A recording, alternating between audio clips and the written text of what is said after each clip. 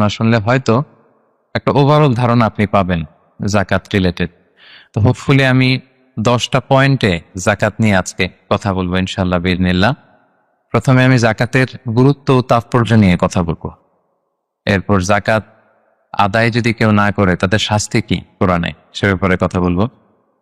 এরপর জাকাত আদায়ের কিছু কোরআন বর্ণিত খাত আছে, মন চাইলেই যে কোনো জায়গায় আবার জাকাতের টাকা দেওয়া যায় না, সে খাতগুলো কি সেগুলো আমরা জানার চেষ্টা করব। তারপর জানবো 4 নম্বরে কাদেরকে জাকাত দেয়া যাবে না, কিছু লোক আছে এদের জাকাত দেয়া যাবে না। এরপর 5 নম্বরে জানবো জাকাত ফরজ হওয়ার কিছু শর্ত আছে এগুলো। 6 নম্বরে জাকাতেবল অ্যাসেট কি কি, সব অ্যাসেটে জাকাত আসে না, এগুলো আমরা জানবো। 7 নম্বরে জাকাত হিসেব করার সহজ পদ্ধতি, তো কিভাবে সহজে ক্যালকুলেশন করবেন এটা আজকে আমি বুঝিয়ে দিব। তারপরে আমাদের অনেকের কৃষি সম্পদ থাকে, কৃষি সম্পদের জাকাতটা ক্যালকুলেট করতে হয়। আমাদের অনেকের পশু সম্পদ থাকে, এটার জাকাতের ক্যালকুলেশন কিভাবে করতে হয়। এবং সব শেষে 10 নম্বরে বলবো যে কি দিয়ে জাকাত দিলে বা কিভাবে জাকাত দিলে জাকাতটা প্রোডাক্টিভ হবে, ইফেক্টিভ হবে। আমাদের দেশে দেখবেন যে জাকাতের শাড়ি দেয়, খুব পাতলা শাড়ি, নিম্নমানের শাড়ি, যিনি পায় তারাও ইউজ করতে পারে না, কয়েকদিন ইউজ করার পরেই এটা ব্যবহার অযোগ্য হয়ে পড়ে, রং চলে যায়, ছিঁড়ে যায়।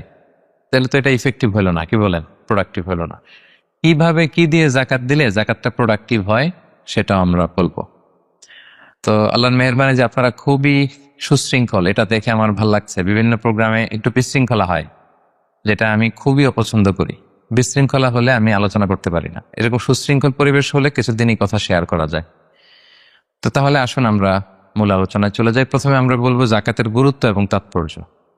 সম্মানিত দিনী ভাই এবং বোনেরা, আমরা সবাই জানি যে জাকাত হচ্ছে one of the 5 pillars of Islam. ইসলামের 5টা ভিত্তির একটা, 3 নাম্বার ভিত্তি। প্রথমে ঈমান, তারপরে সালাত, তারপরেই জাকাত। একটা খুঁটি, একটা তাঁবুর 5টা খুঁটি থাকে, এর মধ্যে এই তাঁবুর 5টা খুঁটিকে যদি ইসলামের 5টা পিলারের সাথে তুলনা করি তাহলে মাঝখানের খুঁটিটার নাম জাকাত। মাঝখানের খুঁটি না থাকলে যেমনি তাঁবু উঁচু হয়ে দাঁড়াতে পারে না, তেমনি জাকাত ভিত্তিক অর্থ ব্যবস্থা না হলেও মুসলিম উম্মাহ মাথা উঁচু করে দাঁড়াতে পারে না। যেমন এখন আমাদের জাকাত ভিত্তিক অর্থ ব্যবস্থা নাই, ফলে গোটা বিশ্বে আমরা কিন্তু ওইরকম নেতৃত্ব স্থানীয় বা উন্নতির একেবারে শীর্ষ স্থানে ওই পর্যায়ে কিন্তু আমরা যেতে পারি নাই, কারণ জাকাতের যে ডাইনামিজম এটাকে আমরা কাজে লাগাইনি। তো যারা দান করে তাদেরকে আল্লাহ তাআলা খুব পছন্দ করে।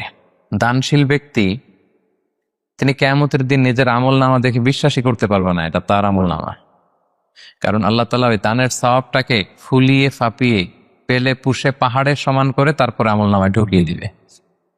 সুবহানাল্লাহ। এবং দানকারী ব্যক্তির যত বালা মুসিবত আছে দানের কারণে আল্লাহ এটা দূর করে দেয়। আরশের নিচে আল্লাহ তাআলা তাকে স্পেশাল ছায়া দিবে কিয়ামতের দিন, যেদিন কোনো ছায়ার ব্যবস্থাপনা থাকবে না। তো এই দানের ব্যাপারটা সব ধর্মে আছে। হিন্দু ধর্মেও কিন্তু দানের ব্যাপারে উৎসাহিত করে, বৌদ্ধ ধর্মে দেখবেন আছে চ্যারিটি, ডোনেশন, ফান্ডরাইজিং, এগুলো আছে। ইহুদি ধর্মে, খ্রিস্ট ধর্মেও আছে। তবে ইসলাম এক্ষেত্রে অনন্য। ইসলাম শুধু দানকে উৎসাহিতই করেনি অন্য ধর্মের মতো, ইসলাম এটাকে ফরজ বানাই দিয়েছে। সুবহানাল্লাহ করবেন না? নির্দিষ্ট পরিমাণ সম্পদ যদি নির্দিষ্ট সময় পরিমাণ কারো কাছে থাকে তাহলে তার উপর দান করা ইসলামে কি করে দিছে? ফরজ। অন্য কোন ধর্ম দানকে ফরজ করেনি, উৎসাহ দিয়েছে সব ধর্ম, কিন্তু ইসলাম এক্ষেত্রে ইউনিক। অন্য ধর্ম দানের ব্যাপারে ইন্সপায়ার করে, ইসলাম এটার অব্লিগেটরি বানিয়ে দিছে, দিতেই হবে। এবং ইসলাম বলে আপনি দান করে জাকাত দিয়ে মোটেও যাকে দিলেন তার প্রতি করুণা করেননি, এটা তাদের প্রতি কিন্তু দয়া না। আমি আজকে যাকে জাকাত দিলাম আমি মোটেও দয়া করিনি, করুণাও করিনি, অনুকম্পাও না, বরং এটা তার হক। এটা কি? অফি আমওয়ালিহিম হাক্কুন লিসাইলি ওয়াল মাহরুম, ধনীদের সম্পদে গরিবদের হক। আল্লাহ বলেছেন অধিকার। বলা যায় যে ওরা আমাকে দয়া দেখিয়েছে, যে গরিব ভাইটা আমার জাকাত নিয়ে গেল ও আমাকে দয়া করেছে, কারণ আমার জন্য জাকাত দেওয়া ফরজ। আমার জন্য জাকাত দেওয়া কি? আমি আদায় করতে না পারলে জাহান্নামে যাও, কিন্তু যে জাকাত নেয়ার হকদার ওর জন্য কি জাকাত নেয়া ফরজ? কথা বুঝে নাই বোধহয়। গরিব মানুষ, ওর জন্য কি জাকাত নেয়া ফরজ? ও যদি বলে আমি গরিব আছি, ভালো আছে, আমি নিব না জাকাত, কর কিছু করা যাবে? তো বরং ও আমার থেকে জাকাতটা নিয়ে আমাকে জাহান্নামের আগুন থেকে বাঁচালো, আমার ফরজ আদায়ের ক্ষেত্রে সহযোগিতা করে গেল। তো দয়াকে আমি করলাম না ও করলো? বলেন, দয়াকে আমি করলাম না সে করলো? ওই জন্য আল্লাহ তাআলা বললেন ওয়া ফি আমওয়ালিহিম হাক্কুন লিস-সাইলি ওয়াল মাহরুম। ধনীদের সম্পদে গরিবদের অধিকার আছে। এটা অধিকার, এটা কোনো রকম দয়া বা অনুকম্পা নয়। কারণ ইসলাম চায় একটা সুন্দর মানবিক সমাজ ব্যবস্থা গড়ে তুলতে। শহরের এক পাশে গাছতলা, আরেক পাশে পাঁচতলা। শহরের এক পাশে 5 স্টার 7 স্টার হোটেল, বৃত্ত, বৈভব, আনন্দ, উল্লাস, এন্টারটেইনমেন্টে মানুষ ফুর্তিতে মজে থাকবে। আর শহরের আরেক পাশে বস্তি, না খেয়ে মানুষ চিকিৎসার অভাবে ধুকে ধুকে মরবে। ইসলাম এটা চায় না। ইসলাম চায় সম্পদের তারল্য সবার হাতে পৌঁছে যাক। কাইলা ইয়াকুনা দুলাতান বাইনাল আগনিয়াই মিনকুম। আল্লাহ বলেন সম্পদ যেন শুধু তোমাদের ধনীদের হাতে কুক্ষিগত না হয়, এজন্য আমি এই জাকাতের ব্যবস্থাপনা করেছি। ফলে সবার কাছে এই জাকাতের অর্থ কিন্তু পৌঁছে যাবে। তাহলে সম্মানিত ভাই এবং বোনেরা, আমরা বুঝলাম এই জাকাত কিন্তু যাদের উপর ফরজ হয়েছে এটা আপনাকে আদায় করতেই হবে, এখানে কোনো ছাড় নেই। এবং এটা গরিবদের অধিকার, এটা সোশ্যাল সিকিউরিটি নেট, যাতে সকলের কাছে অর্থের তারল্য পৌঁছে যায়। এজন্য আল্লাহ তাআলা জাকাতকে ফরজ করেছেন। তাহলে জাকাতের গুরুত্ব তাৎপর্য তো বুঝলেন না? এবার শোনেন, জাকাত ফরজ হওয়ার পরে যদি আমরা জাকাত আদায় না করি তাহলে কি ভয়ঙ্কর শাস্তি হবে। এই আয়াতটা দিয়েই আমি আমার আলোচনা শুরু করেছি যে ওয়াল্লাযীনা ইয়াকনিজুনা যাহাবা ওয়াল ফিদ্দাতা ওয়া লা ইউনফিকুনাহা ফি সাবিলিল্লাহ ফাবাশশিরহুম বিআযাবিন আলীম। হে নবী, যারা গোল্ড, সিলভার, স্বর্ণ, রূপা জমা করে রাখে, আল্লাহ রাস্তায় দান করে না, তাকে আপনি কঠিন আযাবের সুসংবাদ দিন। আচ্ছা বলেন তো, আযাবের কি সুসংবাদ হয় না দুঃসংবাদ হয়? তারপরও আল্লাহ বললেন কঠিন আযাবের সুসংবাদ দিন। তার মানে বোঝা গেল আযাবটা যে খুব ভয়ঙ্কর হবে, আযাবের তীব্রতা বোঝানোর জন্য আল্লাহ এই এক্সপ্রেশন ব্যবহার করেছেন। ছেলে কথা শুনে না, তখন মা বলে দুষ্টামি করতেছো, বাবা আসলে এমন মাইট দিবে মজা টের পাবা। আচ্ছা বলো তো, মাইট দিলে কি মজা লাগে? মা তো বলতেছে মজা টের পাবে। তোর বাবা এসে এমন মাইট দিবে মজা টের পাবে। মজা লাগে মাইট দিলে? তো মজার কথা বললেন কেন মা? মাইটটা খুব কড়া হবে, মানে চরম পিট্টি দিবে তোমার বাবা তোমারে, আসুক তোমার বাবা। তো এই শাস্তির তীব্রতা বোঝানোর জন্য বললেন যে মজা। তো আল্লাহ বলতেছেন ওদেরকে কঠিন শাস্তির সুসংবাদ দেন, দুঃসংবাদ বলে নাই। আল্লাহ টিপ্পনি কেটে বললেন যে সুসংবাদ দেন। ইয়াউমা ইউহমা আলাইহা ফি নারি জাহান্নাম। সেদিন এই স্বর্ণরূপ যারা জমিয়ে রেখেছে, জাকাত দেয় নাই, এগুলোর আল্লাহ গলিয়ে খুন্তি বানাবে লোহার। ফাতুকুয়া বিহা জিবাহুহুম ওয়া জুনুবুহুম ওয়া যুহুরুহুম। 3 জায়গায় ছেঁকা দেওয়া হবে। কপালে স্বর্ণরূপ জমা করেছে, ব্যাংক ব্যালেন্স জমা করেছে, জাকাত দেয় নাই, এগুলোর আগুনে জ্বলিয়ে লোহার খুন্তি বানিয়ে কপালে ছেঁকা দেওয়া হবে। এটা কি দুনিয়ার আগুনের ছেঁকা? কথা বলেন। আল্লাহ জাহান্নামের আগুনকে বলেছেন নারুল্লাহিল মুনকাতা আল্লাতী তাত্তালিউ আলাল আফইদা। দুনিয়ার আগুন আঙ্গুলে লাগলে আঙ্গুল জ্বলে, পায়ে লাগলে পা জ্বলে। জাহান্নামের আগুন দেহের যেখানেই লাগুক আগে কলিজে জ্বলে যাবে। সেই আগুনে সেই স্বর্ণ রূপাগুলোকে গলিয়ে খুন্তি বানিয়ে কপালে, পাজরে, পিঠে ছেক দেয়া হবে।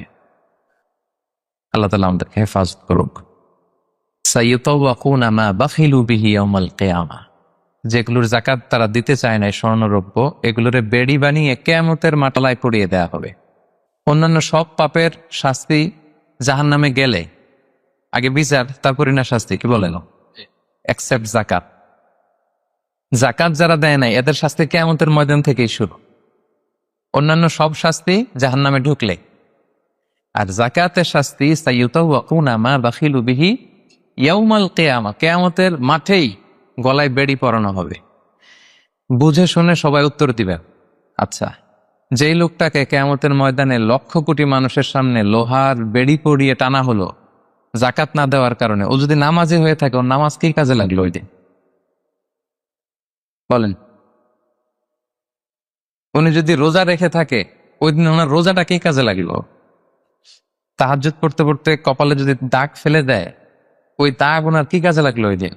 কোটি মানুষের সামনে গলায় বেরিয়ে পড়ে যদি আমাকে হেঁচকা টান দেয় জাকাত না দেওয়ার কারণে, তো আমার নামাজ কি কাজে লাগলো বলেন তো? কথা বোঝেন নাই বোধহয়। নামাজ কি কোনো কাজে লাগলো? সো জাকাতের শাস্তি বড্ড ভয়ঙ্কর যারা জাকাত দেয়নি। হাদিসে আছে আতাহুল্লাহু মালান ওয়ালাম ইউআতি যাকাত, আল্লাহ সম্পদ দিয়েছে কিন্তু তারা আল্লাহর রাস্তায় জাকাত দেয় নাই। এই সম্পদগুলোকে একটা সাপের রূপ দেয়া হবে। সুজা আন আফরা, বুখারীর বর্ণনা। দ্য মোস্ট ভেনোমাস স্নেক, সুজা আন আতরা, টেকো সাপ। সাপের মাথায় পশম হয়, কিছু চুল পশম। তো জাহান্নামের সেই সাপ এত বিষাক্ত ভেনোমাস হবে, বিষের চোটে ওই সাপের মাথায় কোনো পশমও থাকবে না। ওই সাপ তাকে পেঁচিয়ে দেওয়া হবে। পেঁচাতে পেঁচাতে এই চোয়ালে এসে সাপটা শুধু ছোবল মারবে আর কি বলবে জানেন? আনা মালুক আনা কানসুক, আমি তোমার সম্পদ। আমাকে ভোগ করার জন্য ব্যাংকে রেখে দিছিল না ফিক্সড ডিপোজিট করে, জাকাত ক্যালকুলেশন করে দেওয়া নাই। আনা মালুক আনা কানসুক বলতেই থাকবে, এক একটা ছোবল মারবে। আনা মালুক আনা কানসুক, am your wealth, am your bank balance, আমি তোমার সম্পদ, আমি তোমার গহনা, আমি তোমার জুয়েলারি, আমি তোমার অর্নামেন্টস, আমি তোমার গচ্ছিত সম্পদ। হিসাব করে তো দাও নাই, খাওয়ার জন্য রাখছিলা, আজকে খাও। আনা মালুক আনা কানসুক। আমরা কি কিয়ামতের ময়দানে সেই কঠিন আযাব ভোগ করতে চাই? এই কঠিন শাস্তি ভোগ করার ক্ষমতা কি আমাদের আছে? ওয়াখুলিকাল ইনসানু দাঈফা, আল্লাহ মানুষকে দুর্বল করে বানিয়েছে। সম্মানিত সুধী, আল্লাহ তাআলা আমাদেরকে, যাদেরকে সম্পদশালী বানিয়েছেন, আমরা যেন হিসেব করে জাকাত দিয়ে দিই একেবারে নিয়ম মাফিক। আজকে নিয়মটা শিখে যাব, নিয়ম মাফিক আমরা জাকাত দিব। এটা গরিবের হক, গরিবের হাতে বুঝিয়ে দেব। পারা যাবে তো ইনশাল্লাহ? ইনশাআল্লাহ। 2 নম্বর পয়েন্টও কভার করলাম। 3 নম্বর পয়েন্ট হচ্ছে জাকাত আদায়ের খাত। সব খাতে জাকাত দেওয়া যায় না। জাকাতের টাকা দিয়ে মসজিদ বানানো যায় না। আজকে বুঝে যান, জেনে যান মাসআলা। জাকাতের টাকা দিয়ে মাদ্রাসা বানানো যায় না। জাকাতের টাকা দিয়ে কালভার্ট, ব্রিজ বানানো যায় না, কারণ ব্রিজে তো ধনীরাও হাঁটবে। কি বলে? তো ধনীরা কি জাকাতের টাকা কনজিউম করার কোনো সুযোগ আছে? নাই। তার মানে আল্লাহ তাআলা কোরআনে বর্ণিত 8টা খাত উল্লেখ করেছেন, এই 8টা খাতেই আপনাকে জাকাত দিতে হবে।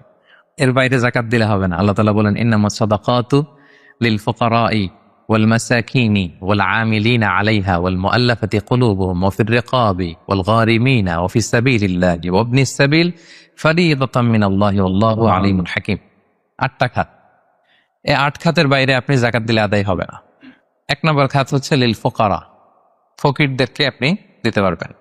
2 নম্বর খাত হচ্ছে ওয়াল মাসাকিনি, মিসকিনদেরকে দিতে পারবেন। এখন ফকিরকে, মিসকিনকে? ফকির হচ্ছে মানলাহু শাই, যার কিছু জিনিসপত্র আছে, কিছু টাকা আছে, কিছু সম্পদ আছে, কিন্তু ওয়ালা ইয়াকফি, এটা তার হয় না। কিছু টাকা আছে, মাসে 20 দিন খাইতে পারে, 10 দিন কষ্ট হয়। ছেলেরে ভালোভাবে পড়াইতে পারে না, নিজের ভালো জামা কাপড়ের ব্যবস্থা নাই। তার মানে কিছু সম্পদ আছে, এতে তার কুলায় না, হয় না। একে বলে ফকির, একে আপনি দিতে পারবেন। আরেক শ্রেণী হচ্ছে মিসকিন। মিসকিন হচ্ছে মান লাইসা লাহু শাই, যার কিছুই নাই, একেবারে কিছুই নাই। রাস্তাঘাটে অনেক দেখবেন যে ভবঘুরে লুঙ্গি একটা পরে আছে, গায়ে কোনো জামা নেই, ওর কিছুই নাই, এ হচ্ছে মিসকিন। তো এদেরকে আপনি দিতে পারবেন। 1 নম্বরে ফকির, 2 নম্বরে মিসকিন। এই দুইটাই হচ্ছে বেসিকলি প্রাইমারি সোর্স। এরপর আল্লাহ তাআলা বলেছেন ওয়াল আমিলিনা আলাইহা, জাকাত ফাউন্ডেশনে যারা জব করে, জাকাত ম্যানেজমেন্টে যারা কাজ করে, এদের স্টাফদেরকে জাকাতের টাকা দিয়ে স্যালারি দেওয়া যাবে। যদিও এরা ধনী হোক, এরা তো আর জাকাত নিচ্ছে না, এরা এদের স্যালারি নিচ্ছে, এটা দেওয়া যাবে। 3টা গেল। ওয়াল মুআল্লাফাতি কুলুবুহুম, বিধর্মী, অন্য ধর্মের, বুদ্ধিস্ট, হিন্দু, আপনি চাইলেন যে এরা জাকাতের টাকা দিয়ে একটু হেল্প করলে হয়তো ইসলামের প্রতি আকৃষ্ট হবে, এরকম শর্তে আপনি এরকম মুআল্লাফাতি কুলুবুহুম, অন্য ধর্মের লোকদেরও জাকাত দিতে পারবেন। সাধারণত অন্য ধর্মের লোকদের দেওয়া যায় না, কিন্তু যদি ভাবেন যে দিলে ইসলামের যে জাকাত ব্যবস্থা, ইসলামের সৌন্দর্য, আমরা একটা হেল্পিং হ্যান্ড দেখলে সে আকৃষ্ট হবে, তাহলে দিতে পারবেন। অফির রেকাব, 4 নম্বরে হচ্ছে দাস মুক্তি। সম্মানিত ভাই বোন বোনেরা, দাস আজাদ করার ক্ষেত্রে আপনি জাকাতের টাকা দিতে পারবেন। তো এখন তো আর দাস নাই, এখন কি করতে পারবেন? এখন এই যে প্রিজনারদেরকে, কারাবন্দী আছে না অনেকে, উল্টাপাল্টা মামলা দিয়ে হামলা করে জেলে ঢুকায় রাখছে, তো এর এখন আইনজীবী চালানো লাগে, এর এদিকে টাকা লাগে, ওদিকে টাকা লাগে, বা তার মুক্তির জন্য টাকা লাগতেছে, বা কাউকে কিডন্যাপ করা হয়েছে, গুম করা হয়েছে, এই সমস্ত ইস্যুতে তাদের প্রাণ রক্ষার জন্য, কারামুক্তির জন্য আপনি জাকাতের টাকা দিয়ে হেল্প করতে পারবেন। 4 টাকা। ওয়াল গারিমিয়া, ঋণগ্রস্ত ব্যক্তি, ঋণের বোঝায় প্রতিদিন খালি তরে পাওনাদাররা, তার মানে জীবন চালানো না বিশ্বাস হয়ে পড়তেছে, তাকে আপনি ঋণের বোঝা হালকা করার জন্য দিতে পারবেন। অফি সাবিলিল্লাহ 6 নাম্বার হচ্ছে আল্লাহর রাস্তায় যারা আছে। এগুলোর প্রত্যেকটা আমি 1 ঘন্টা করে আলোচনা করতে পারবো। প্রত্যেকটা পয়েন্ট যদি ইন ডিটেল ফিকহি ইস্যুস গুলো নিয়ে কথা বলি, লম্বা চড়ে আলোচনা হবে। আমি জাস্ট আপনাদের মাথায় একটু করে জাস্ট শোনাচ্ছি, তাহলে ওভারঅল একটা ধারণা আপনি পেয়ে যাবেন। অফি সাবিলিল্লাহ আল্লাহর রাস্তায় যারা আছে, এর দ্বারা উদ্দেশ্য হচ্ছে যারা আল্লাহ রাস্তায় জেহাদ করছে। ফিলিস্তিনে আমার ভাইরা জেহাদ করছে, কাশ্মীরে জেহাদ করছে, সশস্ত্র সংগ্রামে তাদের যে যুদ্ধাস্ত্র যা যা প্রয়োজন, এই ক্ষেত্রে আপনি দিতে পারবেন।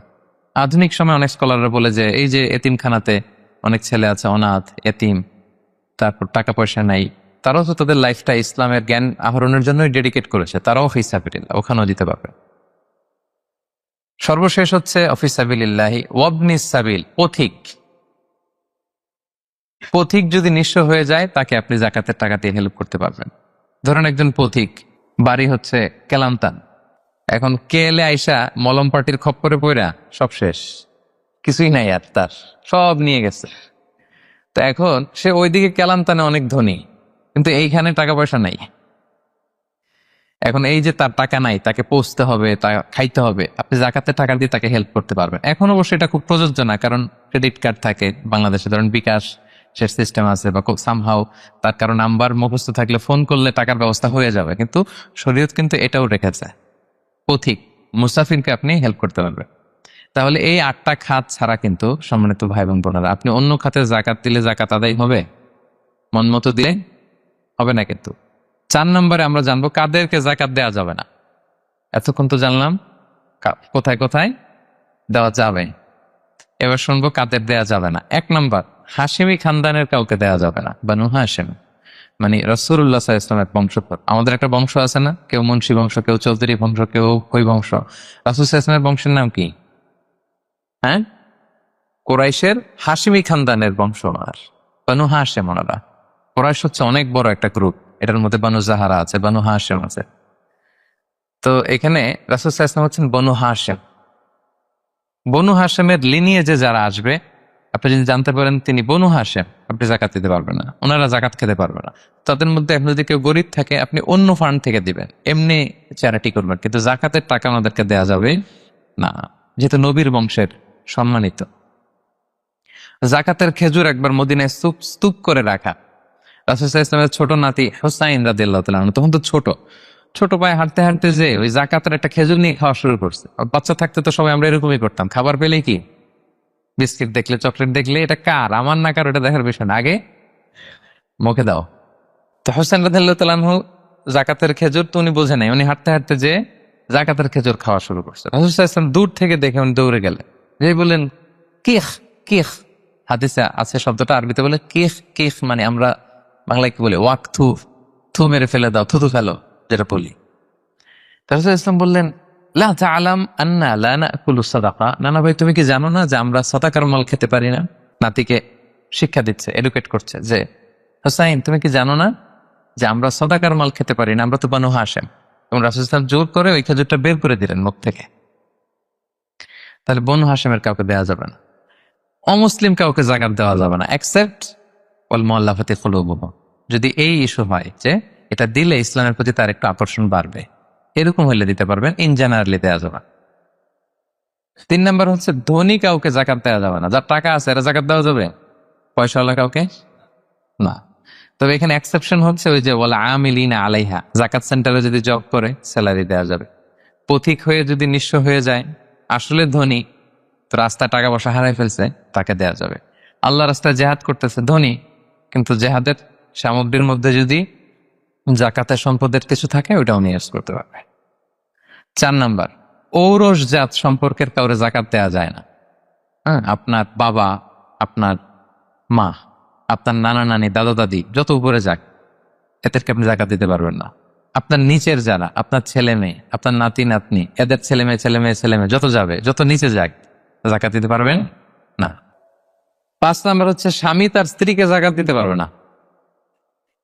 কেন? কারণ স্ত্রীর ভরণ পোষণ দেয়া স্বামীর জন্য কি ফরজ বা ওয়াজিব।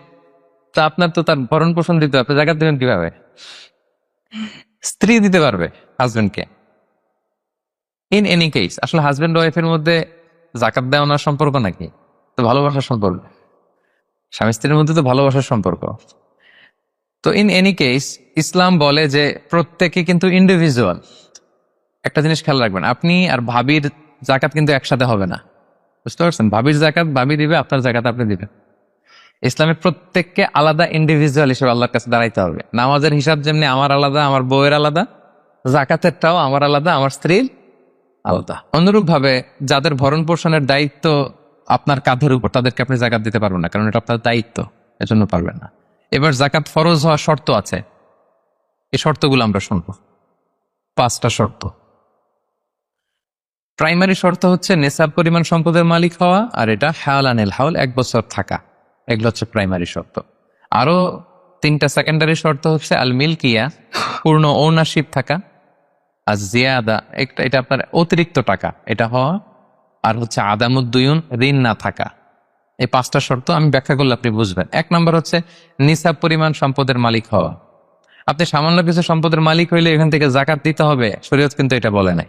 সুবহানাল্লাহ। আপনি জাকাতের নিয়ম শুনলে দেখবেন যে ইসলাম কতটা ব্যালেন্সড। একটা থ্রেশহোল্ড আছে, একটা স্ট্যান্ডার্ড আছে, এই মানে গেলে দিলেন। সেটা কত? সেটা গোল্ড আর সিলভার দিয়ে রাসূল সাল্লাল্লাহু আলাইহি ওয়াসাল্লাম দিয়েছেন, কারণ তখন গোল্ড আর সিলভারের কয়েন ছিল, মুদ্রা ছিল।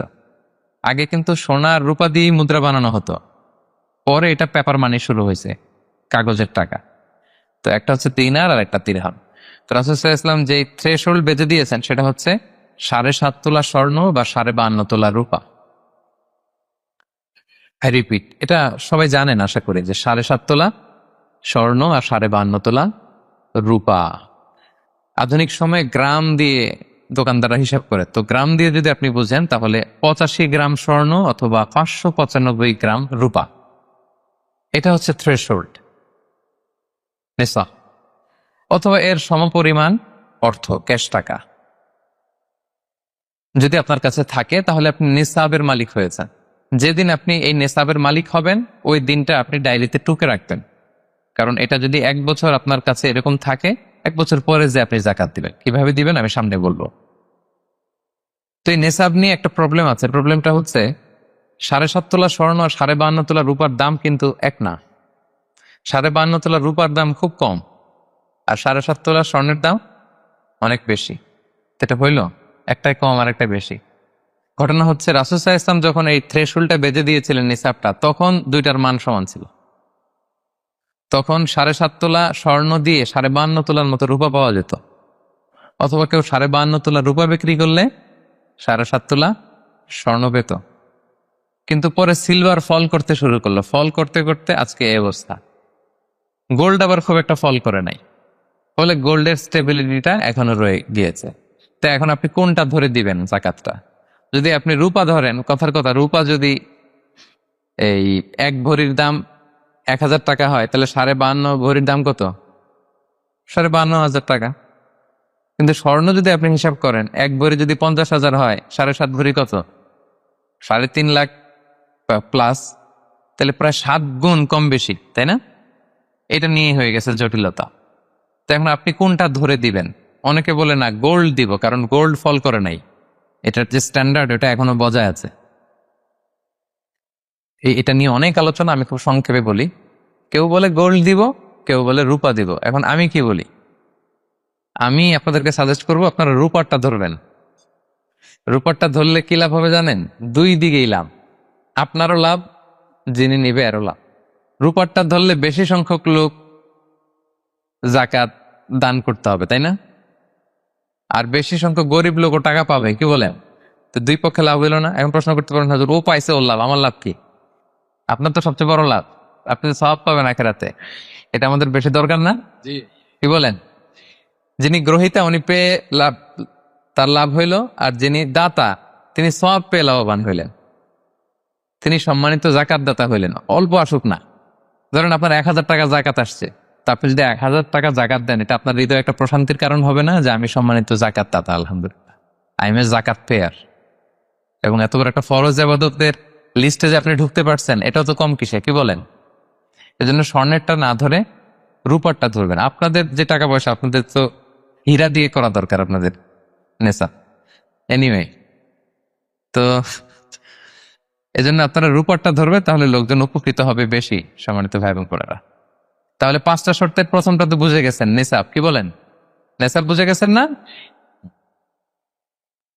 2 নম্বর শর্ত হচ্ছে শুধু এই নেশাব পরিমাণ সম্পদের মালিক হইলেই হবে না ভাইয়েরা, এটাকে হাল আনিল হাউল বলে, মানে 1 বছর আপনার কাছে থাকতে হবে। দেখেন ইসলাম কতটা ভারসাম্যপূর্ণ। কিছু টাকা আপনার কাছে থাকলে এই জাকাত দাও না, এটা 1 বছর থাকতে হবে। যদি দেখা যায় যে আপনার সব খরচ শেষে 1 বছর এই টাকাটা আপনার কাছে অলস পড়ে আছে, তাহলে বোঝা গেল যে আপনি সম্পদশালী এবং আপনার অর্থের একটা স্টেবিলিটি আছে। কি বলেন? তাহলে আপনি নেশাব পরিমাণ সম্পদের মালিক হলেন, এবং 1 বছর যদি থাকে, 1 বছর শেষে আপনি জাকাত দিবেন। এই বছরটা কিন্তু সৌর বছর না, সোলার ইয়ারে হিসাব করলে হবে না, এটা লুনার ইয়ারে, চান্দ্র বৎসরে। খেয়াল রাখতে হবে, সৌর বছর জানুয়ারি ফেব্রুয়ারি মাসের যে হিসাবটা, এটা 365 দিনে 1 বছর। কিন্তু যেটা লুনার ইয়ার, চন্দ্র বছর, এটা কতদিন 1 বছর কে জানে? কেউ জানেন না? 300 হ্যাঁ 354 দিন, রাইট। 354 দিন, সামান্য কিছু সময়।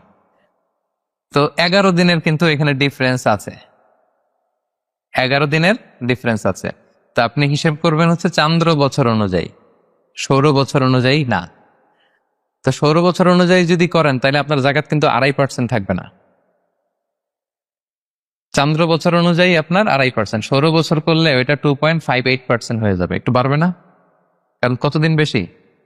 11 দিন বেশি, পার্সেন্টেজও বেড়ে যাবে। তখন কিন্তু জাকাত আপনার 2.5% থাকবে না, 2.58%। বলার আগেই বুঝে যায়, কারণ সব ব্যবসায়ী সারাদিন ক্যালকুলেটর নিয়ে কোত্থেকে শিপমেন্ট হইলো, কত মিলিয়ন গেল, কত মিলিয়ন ঢুকলো, সব মুখস্থ, যেন বলার আগেই বুঝে ফেলতেছে চটচট করে। মাশাআল্লাহ। তো তখন আর 2.5% হচ্ছে না, 2.58% হচ্ছে। তাহলে সম্মানিত ভাইরা, আপনি ধরেন, উদাহরণস্বরূপ ধরেন যে আপনি গত রমজানের 20 তারিখে সর্বপ্রথম নিসাব পরিমাণ সম্পদের মালিক হয়েছে। তো তারপরে আপনি খেয়াল করবেন যে দেখি সারা বছর এই পরিমাণ অতিরিক্ত অলস টাকা আমার কাছে পড়ে থাকে কিনা। থাকতে থাকতে থাকতে থাকতে এই রমজানের 20 পর্যন্ত দেখেন যায় টাকা ওইটা তো আছে, আরো হয়েছে টাকা। তো তার মানে আপনি এখন জাকাত দিবেন, যেহেতু নেসাবের মালিকও হয়েছেন, আবার পূর্ণ একটা চন্দ্র বছরও আপনার অতিক্রম করেছে, স্থায়ী হয়েছে, তখন আপনি জাকাত হিসাব করবেন। তাহলে 2টা শর্ত বুঝলেন না? 3 নাম্বার হচ্ছে ওনারশিপ। আপনার মালিকানা থাকতে হবে, যে সম্পদটা আছে খালি আপনার কাছে টাকা থাকলেই হবে না, এটা কমপ্লিট, আরবিতে তাসাররুফ বলে, কমপ্লিট ওনারশিপ আপনার থাকতে হবে। এখন একজনের আমানতের টাকা আপনার আছে, ওইটা আপনি জাকাত দিতে পারবেন? একজন 5 লাখ টাকা আমানত রাখছে, আপনি এটা জাকাত দেওয়া শুরু করছে, হবে? সেটা তো উনি জাকাত দিবা, এটা তো আপনার আমানতের টাকা, এই টাকা তো আপনার বুঝাই দিতে হবে। তো আমানতের টাকা কিন্তু কমপ্লিট ওনারশিপ আমার থাকে না, এটার হিসাব আমি করবো না। তো এটা বুঝে গেলেন। 4 নাম্বার হচ্ছে এই টাকা আপনার অতিরিক্ত হইতে হবে, আরবিতে বলে জিয়াদা। দেখেন ইসলাম কত সুন্দর। ইসলাম বলে আপনার নিজের পার্সোনাল এক্সপেন্সিস, আপনার লিভিং কস্ট, আপনার সব ধরনের অ্যাকোমোডেশন, আপনার ট্রান্সপোর্টেশন এক্সপেন্সিস, আপনার মেডিকেল এক্সপেন্সিস, আপনার বাচ্চার স্কুলিং, আপনার ইয়ারলি ট্রিপ যদি থাকে, এন্টারটেনমেন্ট, ধরেন বছরে আপনি একবার ফ্যামিলি আউটিং করেন, এই খরচটা, যত খরচ আপনার হতে পারে, এই সব খরচ শেষেও কিছু টাকা আপনার থেকে যায়, ইসলাম বলে ওইটার উপরে জাকাত দিবা। সুবহানাল্লাহ। জিয়াদা, অতিরিক্ত হওয়া শর্ত। আপনার লাগে, যদি আপনার এই টাকা লাগে, ওটা তো আপনি ইউজ করবেন। আপনার টাকা ব্যবহারের জন্য সবচেয়ে বেশি হকদার কে? আপনি নিজে। আপনার সব খরচ আলহামদুলিল্লাহ সুন্দরভাবে চলে, এরপরেও কি নিসাব পরিমাণ টাকা বছর ব্যাপী যখন আপনার রয়ে গেল, ইসলাম বলে জাস্ট 2.5%। সুবহানাল্লাহ। তাহলে অতিরিক্ত হইতে হবে। সর্বশেষ শর্ত, 5টা শর্তের সর্বশেষ শর্ত হচ্ছে ঋণ থাকতে পারবে না।